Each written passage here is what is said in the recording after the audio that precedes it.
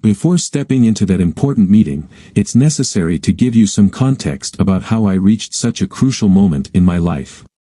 My childhood in New York was anything but normal. My family was deeply involved in a business where loyalty and silence were everything. My father and my uncle, both respected in their fields, started grooming me from a very young age.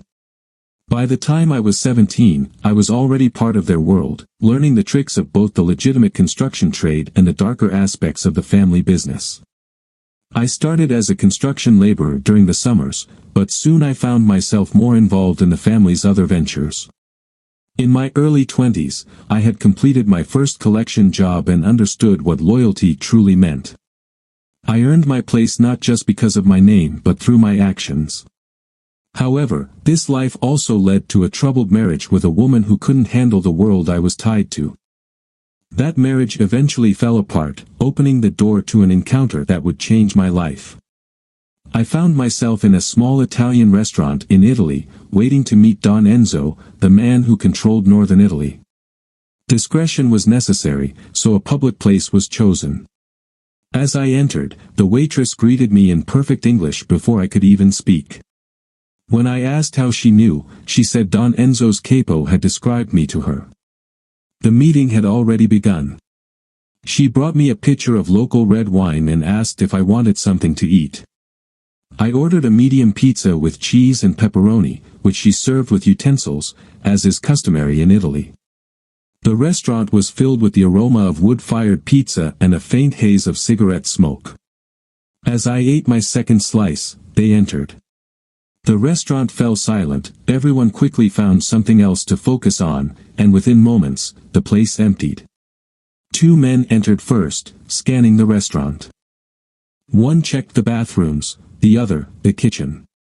Then came the third man, solid and cold. His hand stayed inside his coat, though it wasn't cold enough to need one. I suspected he was armed. He looked directly at me, and I met his gaze, refusing to blink. The two men completed their sweep and nodded to the tough guy, who then opened the door and signaled someone without breaking eye contact with me. I continued eating my pizza calmly.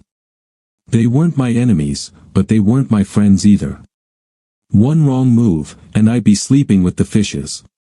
It was my first time meeting their boss, and it felt like a power struggle, both of us sizing each other up. A short man, about 60 years old, though I later learned he was over 70, entered. Impeccably dressed, he commanded respect without saying a word. His men seemed on edge in his presence. He looked me in the eyes, studying me carefully. I stood up slowly to avoid appearing threatening. One wrong move could get me in trouble. He gestured toward the chair across from me, and I asked the waitress to bring the Don a glass so we could share the wine and perhaps the pizza. The Don's serious expression softened, and he smiled. "Of course, I'll join you, Mr. Pergolizzi," he said, though his eyes remained sharp. It didn't surprise me that he knew my name, as our meeting had been arranged. As we sat, the waitress treated him like royalty, almost as if she might kiss his ring. I wondered whether this devotion stemmed from fear, respect, or loyalty. It was hard to tell, but I was fascinated. In New York, loyalty often came from fear, intimidation, or money. There was no friendship, only family, and even that couldn't always be trusted. I watched Don Enzo closely as he watched me. We shared pizza and wine, and he asked about my family, particularly my Uncle Bruno, who was essentially the American version of him. They had met before, though I was surprised at how well informed he was about my cousins, wife, and other relatives, none of whom he had met. He signaled the waitress to clear the table and bring coffee. Italian coffee, I noticed, was much stronger than anything from Starbucks. He added an absurd amount of sugar to his and took a sip, saying, "Buono."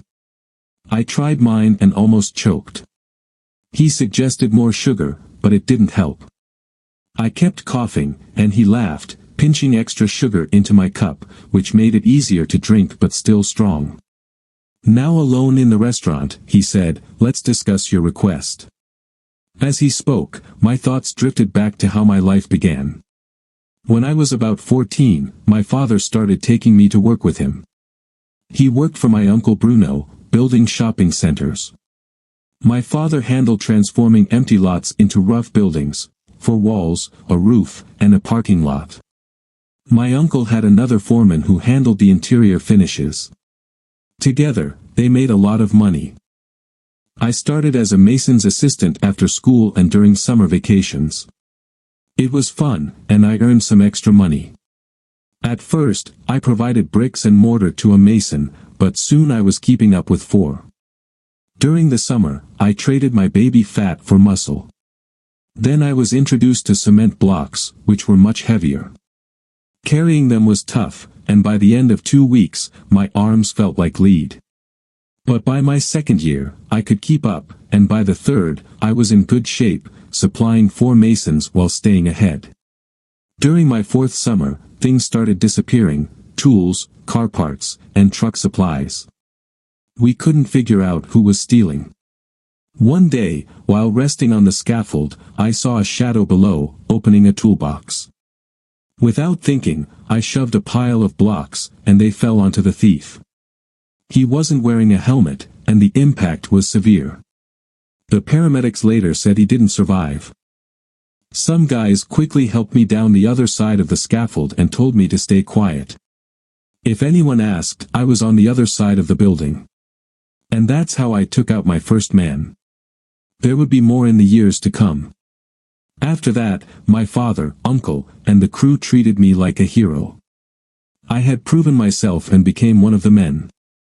Suddenly, I was hearing about family business dealings I didn't know existed. Beyond construction, we were in the protection racket, smuggling, contract elimination, loan sharking, and more. The construction company, a few restaurants, and a strip club were just fronts for laundering money. My uncle Bruno had a son a couple of years older than me, and we grew up as best friends. I did the physical work while he handled the brains of the operation, making us a great team. I started tagging along with crews, learning how our other businesses worked. I especially enjoyed the weekly trips to the strip club. While the guys met with the manager, I sat up front, watching the dancers. The crew called the girls names, but they were always nice to me, maybe because of my family connections or because I was a 20-year-old guy with money. One of my first real family jobs was collecting debt.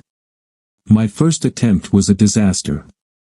I was with Tony Snellen, chasing a guy months behind on payments. We found him in a rough bar, but he had 4 friends with him.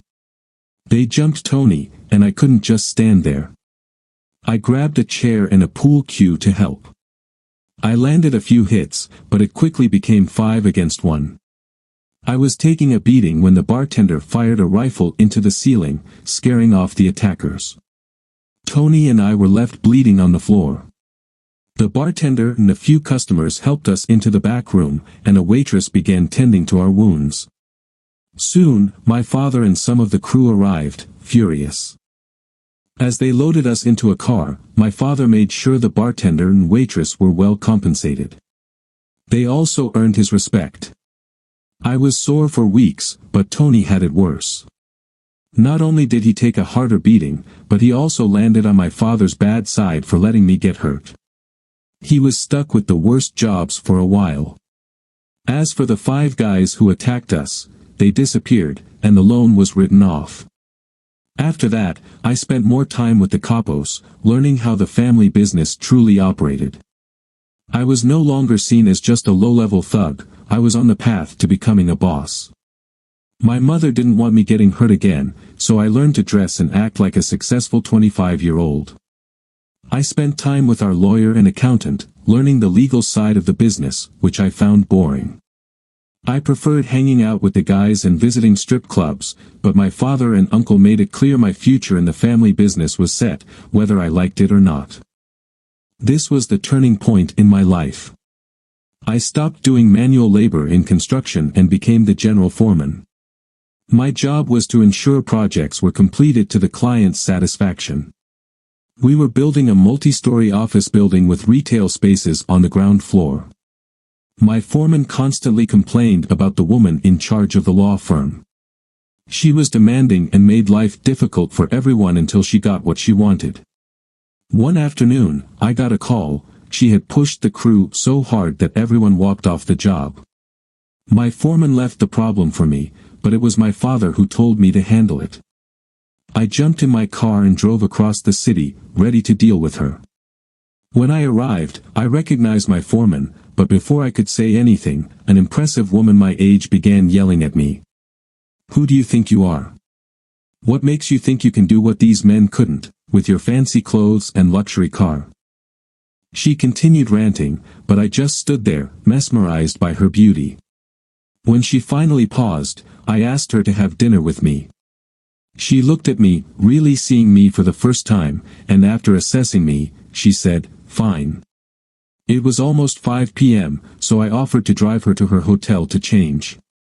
I waited in the car for nearly an hour, growing increasingly frustrated. But when she finally came out, I forgot my irritation. She looked stunning, soft hair, bright eyes, and an incredible scent. Originally, I planned to take her to a casual place, but seeing how amazing she looked, I decided on Portofino's, the best restaurant in the city, and one owned by my family. "Would you mind if we went to Portofino's?" I asked. "I'd love to, but there's a 30 to 40-day wait for reservations." "With how good you look, I'm sure we'll get in," I replied with my usual charm. She gave me a curious look and then smiled widely at the compliment. I drove her to the restaurant, parking at the entrance. A valet opened her door, and I handed him the keys. Another staff member opened the door for us, and the maitre d' led us directly to a table. No waiting, no questions, just impeccable service. She was clearly impressed. After we sat down, I said, "I realize we haven't been formally introduced. I'm Luis Pergolizzi, General Manager of Manro Builders. Please, call me Lou." She smiled and replied, "Nice to meet you, Lou. I'm impressed with your choice of restaurant." "Only the best for a beautiful woman like you," I said. We had a great dinner and later danced in the club's lounge. At one point, I noticed my father in the crowd, but I just gave him a nod. I knew he understood. That night, I was a perfect gentleman. When I took Sophia back to her hotel, I gave her a soft goodnight kiss. I didn't push for more because I wanted to see her again. A year later, I stood at the altar, watching her walk toward me on her father's arm. It was a beautiful wedding with my entire family and crew in attendance. She invited her friends from the law firm, including the senior partners. The lawyers kept their distance from my family and the construction crew, likely thinking they were better than us. Let them think that. We had more money and local power than they could imagine. Still, we maintained a low profile, appearing as small business owners. About 5 years into our marriage, I noticed changes in Sophia. She started acting like one of those snobby lawyers, dragging me to their parties and ignoring my friends and colleagues. She'd leave me at the table to dance with those pretentious fools. They were polite to me, but never genuinely engaged. At one Christmas party, I noticed a particular lawyer monopolizing Sophia's attention while I was completely ignored. It wasn't just about keeping their hands off other men's wives, it was worse. I saw them swaying in a dark corner of the dance floor, his hands on her waist. I didn't feel festive after that. I waited for the lawyer near the emergency stairs, and when he passed by, I shoved him down the stairs. It happened quickly, and no one saw. He was hospitalized for months, and doctors weren't optimistic about his recovery. When we got home, Sophia and I had a massive argument about her behavior. She never connected her friend's accident to me. That was the last office event I attended with her. After that, she went alone, despite my threats. She had guts. My family noticed the growing tension. One day, my uncle approached me and said, "Lou, I see things aren't good with Sophia. Divorce isn't desirable in our family. Does she know about our real business?" I shook my head. "No, she doesn't." He nodded. If she embarrasses the family, I'll have to take action. It's a matter of family honor. I knew exactly what he meant. Both my marriage and Sophia would come to an end if it came to that. Over the next 6 years, we lived as roommates. I slept in the guest room, and she stayed in the master bedroom. I'd come home after work, change, and head out until the early hours, spending my nights managing family business. Sophia stopped waiting for me or trying to talk. We barely existed as a couple.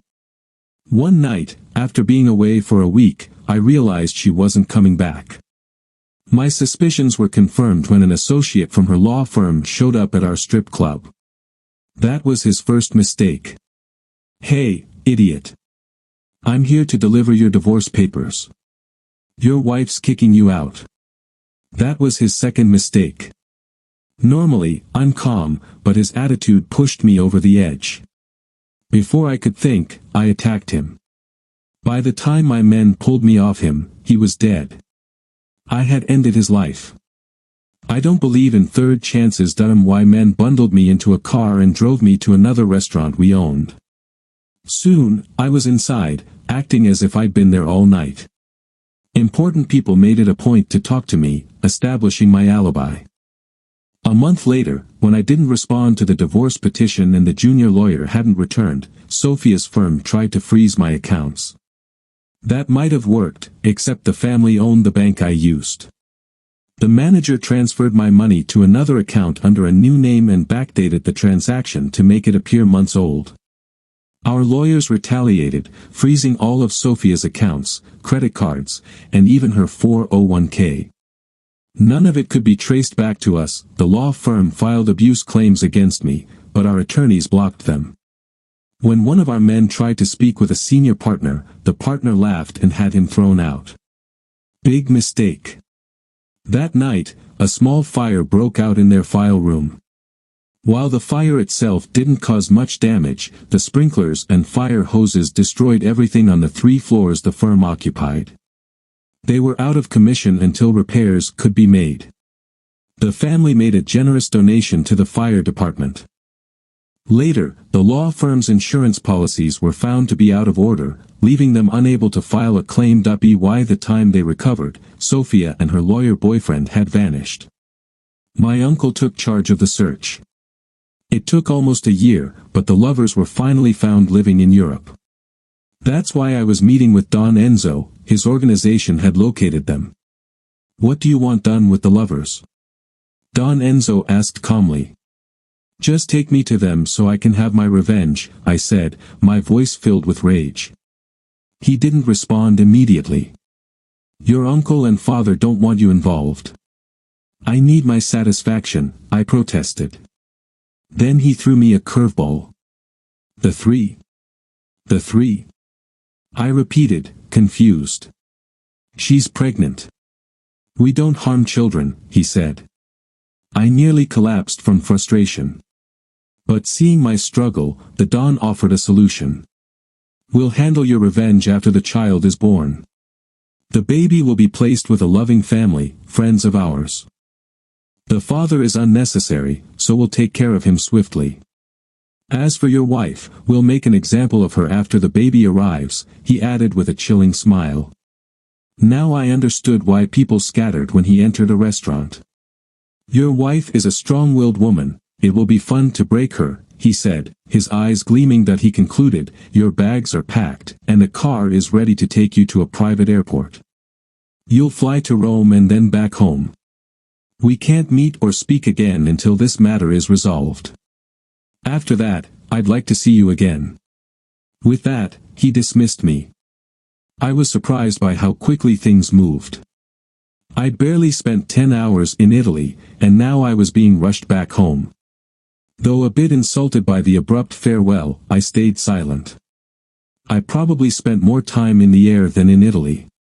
The jet lag hit hard, and I slept for an entire day, perhaps more from relief at finally resolving my marital issues. When I returned to work, my father pulled me aside. The Don called. He said, "You're a good kid and that they'll take care of your problem. But remember, you owe him a favor. Whatever he asks, you'll do, it's family honor. I nodded, understanding the gravity of the situation. I returned to my usual work routine.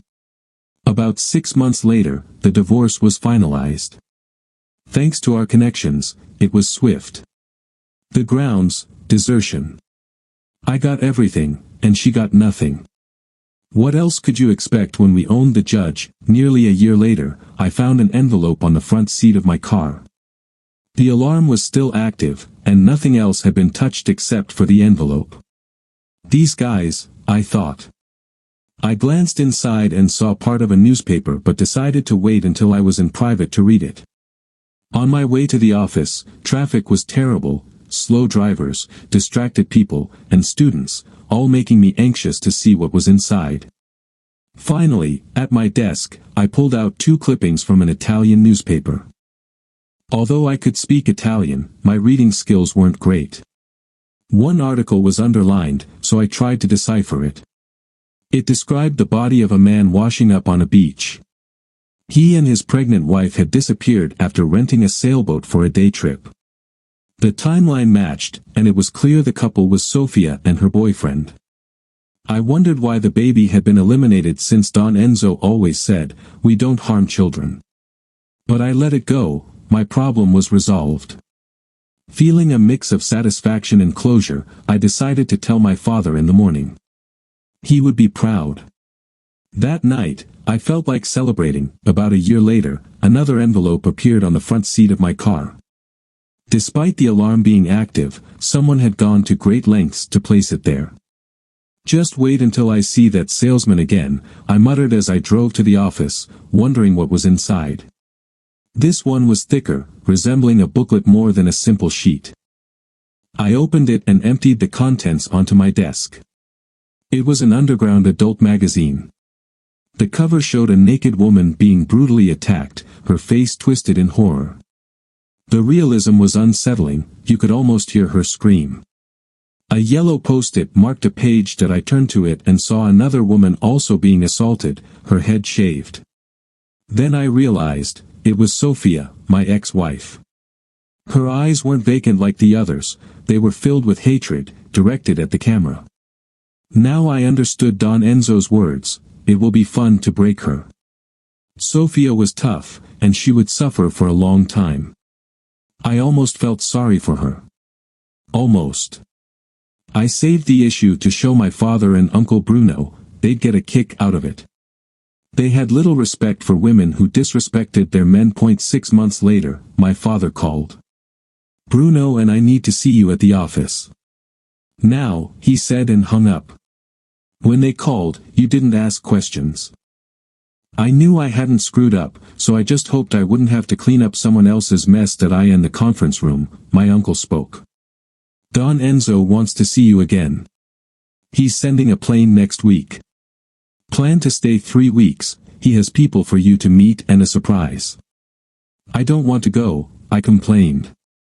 Soon, I was in a private Gulfstream jet, the only passenger aside from an impressive blonde flight attendant, around 25 to 28 years old. She was about 5 feet 4 inches, curvy, and hard to ignore. I tried to keep my focus on her eyes. She smiled and said, "It's okay to look. Men have been looking since I was 15. I chuckled. "It's not polite to stare. You have beautiful eyes, and your face isn't bad either. If you keep up the compliments, I might let you touch them," she joked. "Call me Lou," I said. "It's a long flight, we might as well get to know each other." I noticed a massive diamond ring on her finger. She's married, I thought. I took her hand and said, "It's a shame someone beat me to you. We could have had a great time." She gave me a sad smile and replied, "It would have been nice." She showed me to my seat and went over the flight rules and Gulfstream amenities. "There are 2 cabins," she corrected me gently. The forward cabin was set up like a living room with sofas, comfortable leather chairs, and a bench seating table. The rear cabin featured a waterbed and a bathroom that almost made me laugh. It was entirely marble and gold, complete with a bidet, bathtub, and separate shower. Antoinette Goya, the flight attendant, sat across from me and crossed her legs, giving me a glimpse of almost everything. She just smiled, and I knew this was going to be a long flight. The pilot taxied down the runway, accelerated to full throttle, and released the brakes. We sped down the bumpy tarmac, and I was about to shout when the wheels lifted off. Before I knew it, I had unbuckled my seatbelt, and Antoinette was there, smiling like the Cheshire Cat. "A woman likes to know she's still got it," she said with a wink. The flight was fantastic, filled with laughter and jokes for 6 hours. A couple of times, the pilot or co-pilot came to chat. When we finally landed in Milan, I knew I'd never want to fly commercial again. The landing was so smooth I didn't even realize we touched down until I heard the wheels squeal. The pilot parked in an empty hangar and shut off the engines. A limousine pulled up next to the stairs, and 3 men, old-school enforcers by the look of them, got out. That could only mean one thing. Don Enzo was in the limousine that I walked down the stairs, watching as the co-pilot unloaded my luggage. Before I could grab my things, one of the enforcers and the chauffeur had already taken care of it. As I climbed into the car, Don Enzo greeted me with a smile.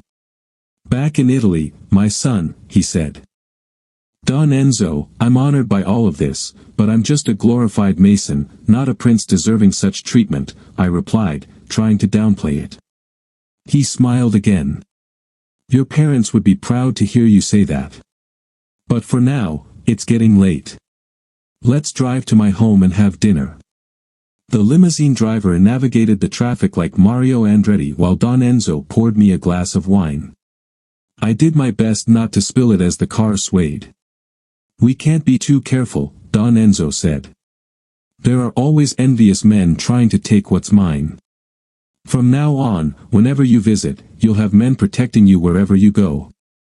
"Don Enzo, I can take care of myself," I protested. "I'm not a kid anymore. I earned my stripes before I even graduated high school." "This is not a request, it's an order," he said, and the look in his eyes left no room for discussion.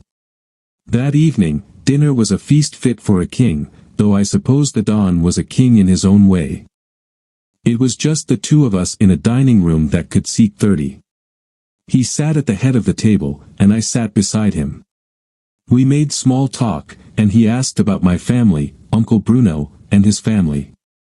I learned he was 75 years old and had been a widower for 15 years.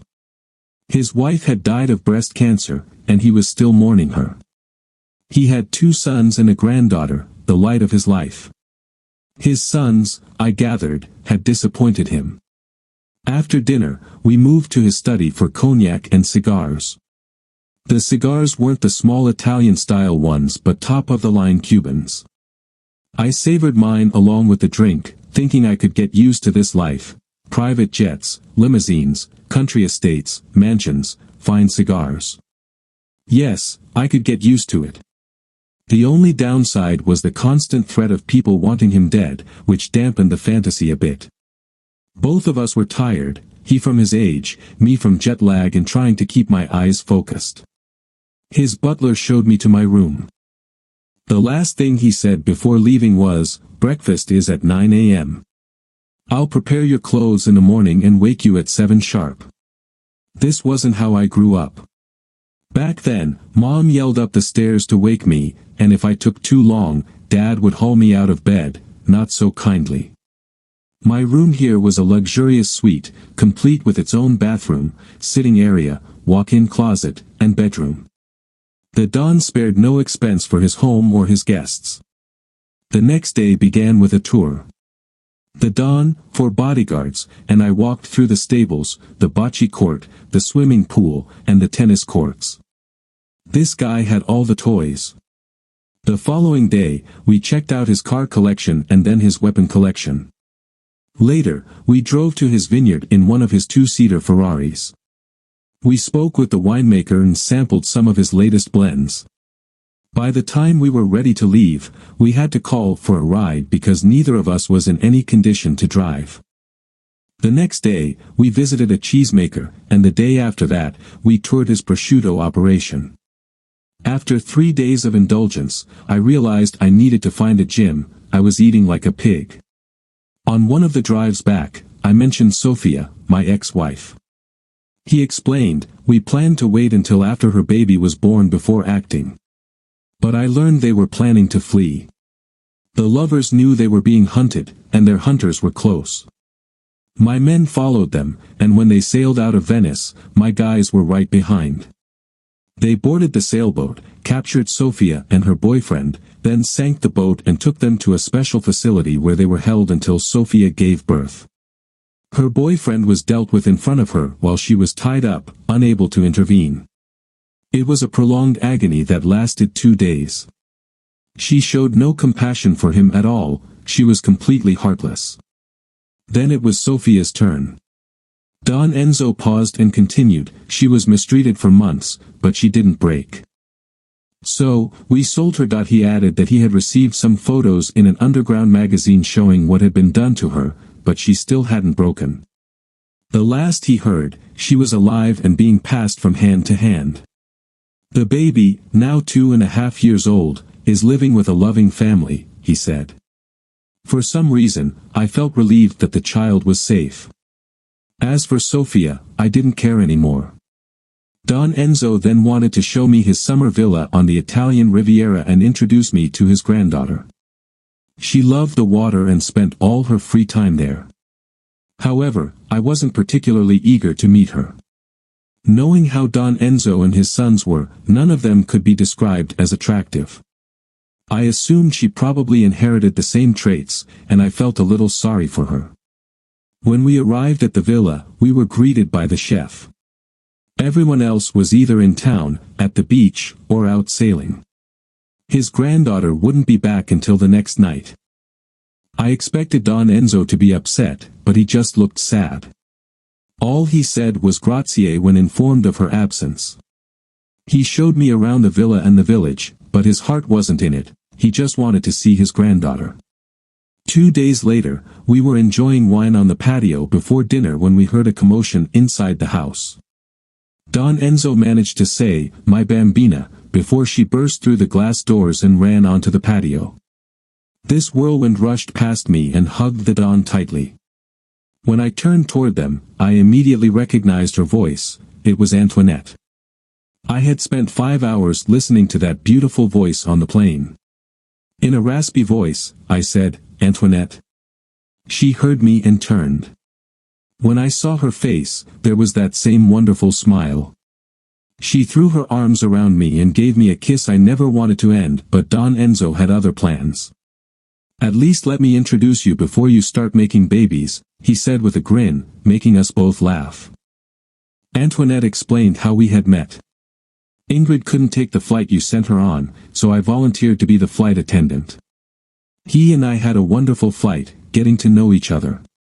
Poppy, he's a good man, a real catch. We chatted for a while until dinner was ready. Well, she mostly talked with Don Enzo while I listened. After all, she was captivating. So, where's the lucky guy? Who's your husband?" I asked. Don Enzo had a mischievous expression on his face, and Antoinette began laughing again. I lied, she admitted to her grandfather. I had my rings on, and he assumed I was married, so I told him I was. Poppy was a perfect gentleman the entire flight and even kept his eyes where they belonged.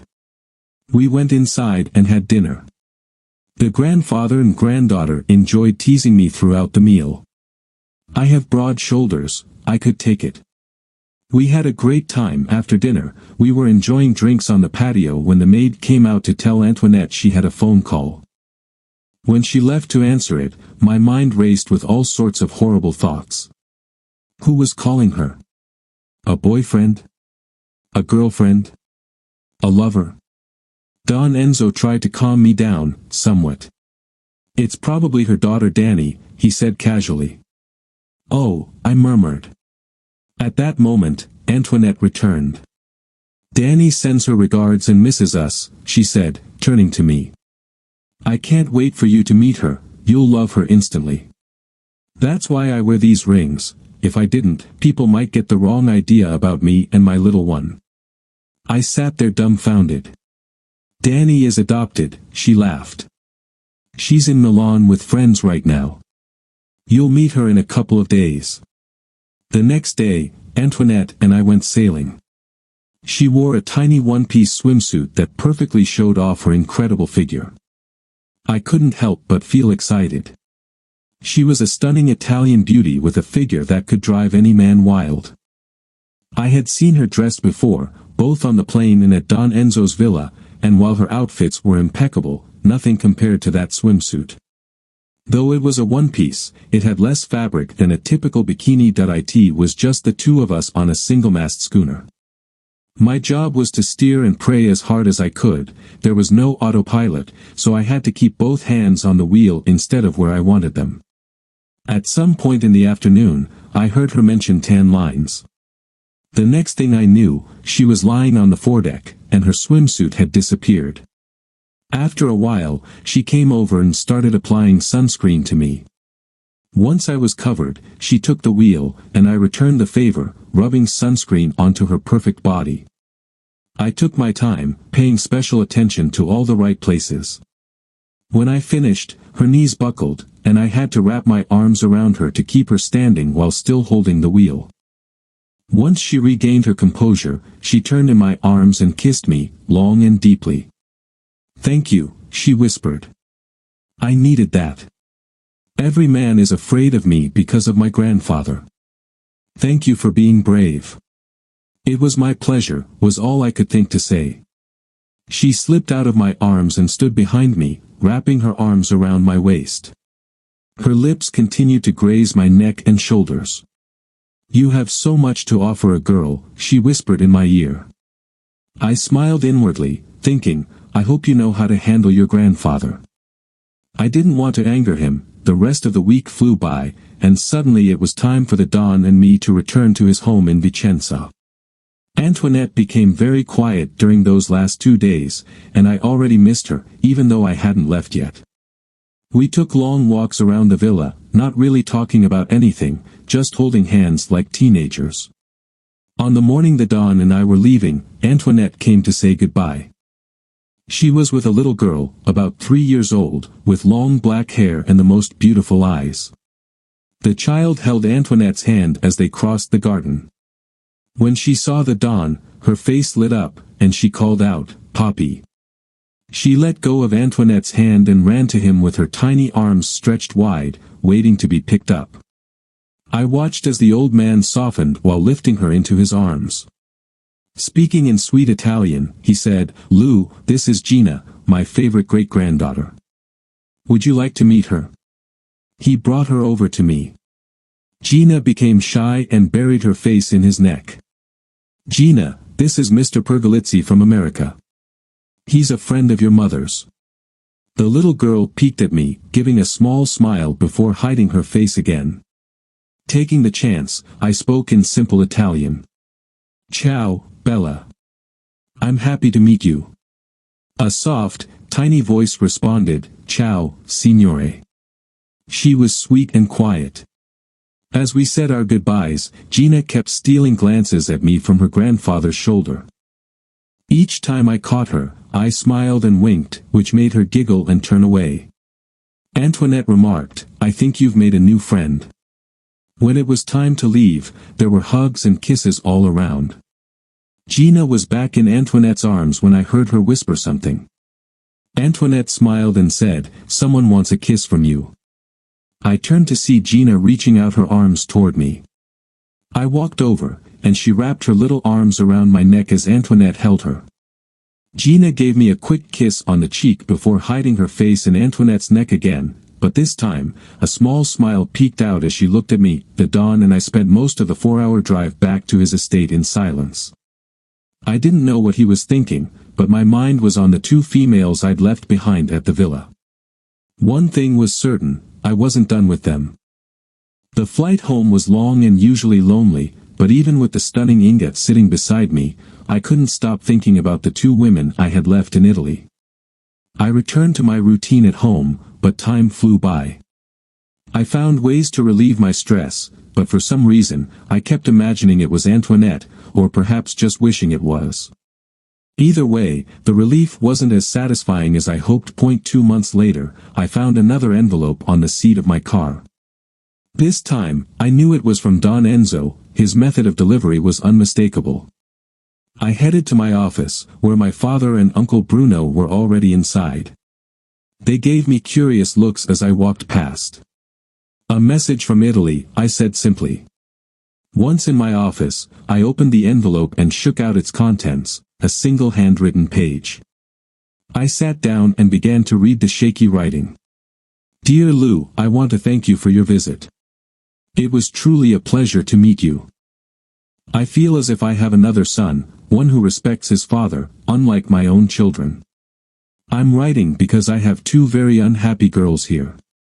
A little one keeps asking where her papa is, and an older one spends all her time staring into the void. It seems you've made quite an impression on them. If you have the time and a bit of compassion, here is Antoinette's phone number. I'd love to see her smile again. Best wishes, Enzo." I immediately dialed the number at the bottom of the letter. The phone rang, and just as I was about to reach voicemail, a sleepy voice answered that I had completely forgotten about the time difference. "Ciao, Antoinette. It's me, Lou." She practically screamed my name in delight. I heard noise and confusion in the background before she continued. "I'm fine. It's my Louie," she told whoever was near. Suddenly, I realized I had gone from friend to dear Louie. My chest swelled as I listened to her voice. We talked until her phone battery began to die. Before we disconnected, we scheduled another call for a specific day and time. Just as we were about to hang up, I swear I heard her whisper, "Ti amo, Louie." But I couldn't be sure. Over the next 3 days, I walked around with a silly smile on my face. It probably would have lasted longer if not for an early morning call on the 4th day. At 8 a.m. Cheryl, the receptionist at the office, informed me of the call while I was in the conference room with my father and Uncle Bruno, receiving my orders for the day. I tried to wave her off, but she insisted. My father gave me a disdainful look as I picked up the phone. "Hello, this is Lou Pergolizzi," I said.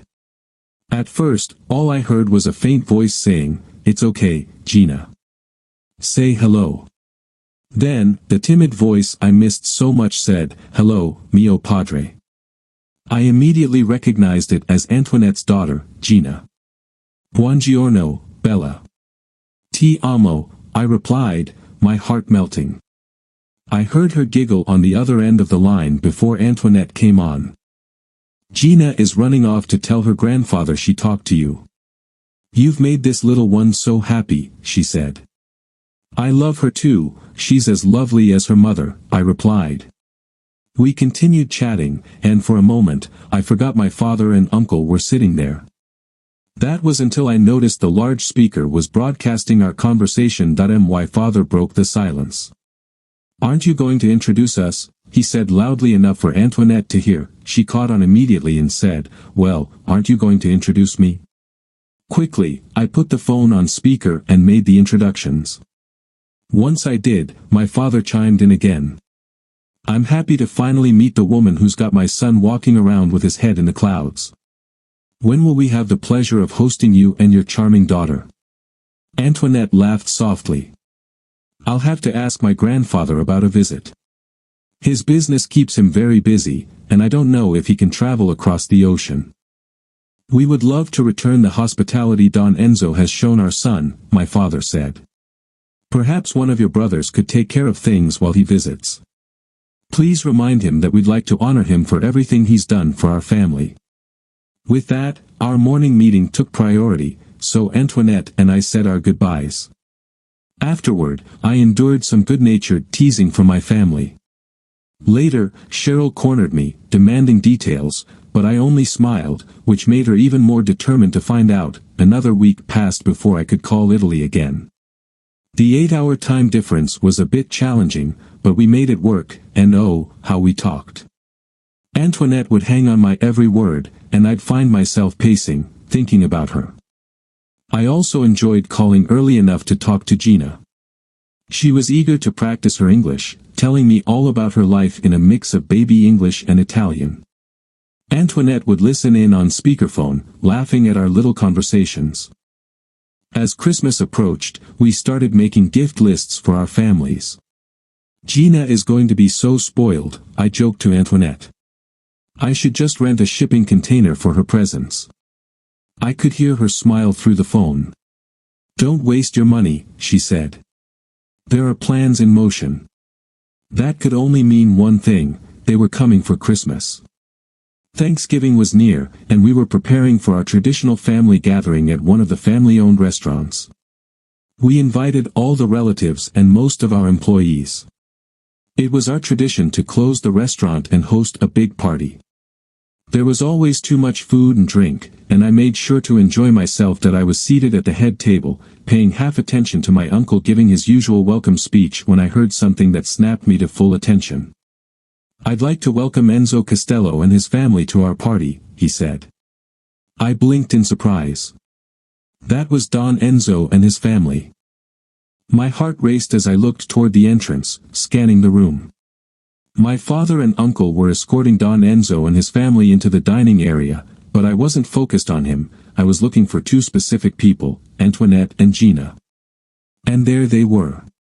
Little Gina spotted me standing at the far end of the room and began pulling Antoinette toward me. She broke free from her mother's hand when they were close and ran around the end of the table, heading straight for me as fast as her tiny legs could carry her.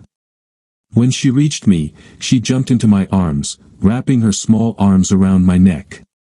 "Hello, Papa," she exclaimed proudly in her choppy English. The room erupted in applause. I was speechless, but my heart swelled as Antoinette reached us. I found myself holding the two most beautiful girls in the room.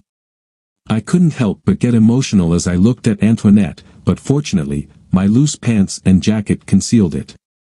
Antoinette gave me a knowing smile as she hugged me. We enjoyed a wonderful dinner. Gina sat on my lap, trying to feed me, but more food ended up on my clothes than in my mouth. The dry cleaner would definitely have work to do. My father and Uncle Bruno spent the evening introducing Don Enzo to family members and friends. Later, Enzo mentioned he was impressed that they not only remembered everyone's names but also details about their families. The evening flew by, and soon I had a sleeping little girl on my lap and a beautiful woman by my side. I leaned toward Antoinette and asked, "Where are you staying?" She smiled. "Poppy will stay at your uncle's house with his team. Gina and I are staying at your apartment. There's no room left at your uncle's." "Of course not," I replied. "But where will you sleep?" Antoinette gave me a playful smile. "Your dad thinks Gina and I will share a bed, but I doubt it. Gina snores. I hope you don't." That smile was enough to drive me crazy that we used Gina's sleepiness as an excuse to leave early. When we arrived at my apartment, I carried Gina to the guest room and left her with her mother. I noticed the small pink suitcase, a clear sign this plan had been made well in advance. Then I went to my room to change out of my food-stained clothes, only to find a larger suitcase there, Antoinette's. As I undressed, the bathroom door opened, and someone joined me in the shower. Hands began to lather soap on my back and then moved to my front. We had a lot of fun in the shower, laughing and teasing each other. Afterward, I lifted her out, turned off the water, and carried her to my bed. We made love for the next 2 hours and fell asleep wrapped in each other's arms. In the morning, we woke up gently and sweetly, making love again as the sun rose. We were still lying together, holding one another, when we heard Gina calling for her mom. She had woken up in an unfamiliar room and was confused. I slipped out of bed as Antoinette threw on a cotton nightgown and hurried to comfort her. Moments later, mother and daughter came into the bedroom. Gina looked at us and asked sweetly, "Can I sleep with you and Mama, please?" And so there we were, the four of us in bed, me, Antoinette, Gina, and a small stuffed animal named Peppino. As I lay there watching them, I realized something important. I wanted this. I wanted a family. My days as a confirmed bachelor were over. Now, I just had to convince Antoinette and her father. Gina, it seemed, was already on my side. As Antoinette and Gina slept beside me, I began making plans. Convincing Don Enzo wouldn't be the hard part. He liked me and had made it clear he was disappointed in his own sons. He saw me as a better candidate for the family, despite not being related by blood. He would welcome me without hesitation. Antoinette, however, was the real challenge. She was content with how things were, she and Gina living with me, but she didn't feel the need to formalize it with marriage. Both families tried to persuade her, but she was stubborn. I sensed there was something deeper troubling her, something she hadn't shared. It all came to a head the week before they were supposed to return to Italy. I was sitting on the balcony with Gina when Antoinette walked out holding some papers. Her expression was serious, and I knew this wouldn't be an ordinary conversation. "Lou, we need to talk," she said firmly. I tried to make a joke, but she stopped me. "I'm serious. We need to talk." She held up the papers, and I could only nod. "Louis, I know you were married before," she began. "Your wife and her lover disappeared in Europe. My grandfather showed me a newspaper article saying they died in a boating accident, and she was pregnant. Is that true?" "Yes," I answered cautiously, unsure of where this was going. She continued, "I know what my grandfather does for a living. While I don't approve of that lifestyle, I know my family has been in this business for generations." She paused before adding, "What I want to know is, did you or my grandfather have anything to do with the end of their lives, especially the unborn baby?" Her voice trembled, and suddenly I understood what had been weighing on her. She wasn't concerned about Sofia or her lover but about the baby. "Carino, please let me explain everything," I said. I told her the whole story about Sofia, right up to my meeting with her grandfather at the trattoria. I explained that Don Enzo had promised not to act until after the baby was born and had ensured the child was placed in a good home. Just then, my father and Don Enzo appeared on the balcony. I hadn't known they were visiting, but it seemed they had their own plans for this conversation. "Enough," Don Enzo said, raising his hand. "I will finish this." He turned to Antoinette. "Carmilla, Lou has told you the truth as he knows it, but there are things he doesn't know." Antoinette looked confused but nodded. Enzo continued, "First, I told Lou that his wife and her lover disappeared in a boating accident, and that we found the lover's body but not hers. That was a lie. We captured their boat. The lover was eliminated, but Sofia and the unborn baby were kept under guard until the baby was born. Then we sold the mother." I listened, knowing these small lies were part of how his world operated. Antoinette's voice shook. "And the baby?" "Carino, the baby was placed with a good family," Enzo said quietly. "A family I trusted to raise her well." Antoinette's eyes widened. "She's sitting on your lap, isn't she?" "No, Papi," Antoinette gasped, covering her mouth. Enzo nodded slowly. "Yes. Gina is Sofia's daughter." Antoinette gasped again, covering her mouth. "Oh my God. Gina." Turning to me, Don Enzo asked, "Lou, do you have any problem raising this child?" I looked at her, my heart heavy but certain. "No, Papi, I don't." "And you, my granddaughter," he said, turning to Antoinette. "Do you have any problem raising this child, now that you know the truth?" Antoinette nearly collapsed into a chair but managed to say, "No, Papi. I love her as if she were my own." "Then why won't you accept Louis's proposal?" he asked. Antoinette looked at me, her eyes filled with tears. "I promise, I'll say yes the next time you ask." I didn't waste a second. Right then, I dropped to one knee and asked her to marry me again.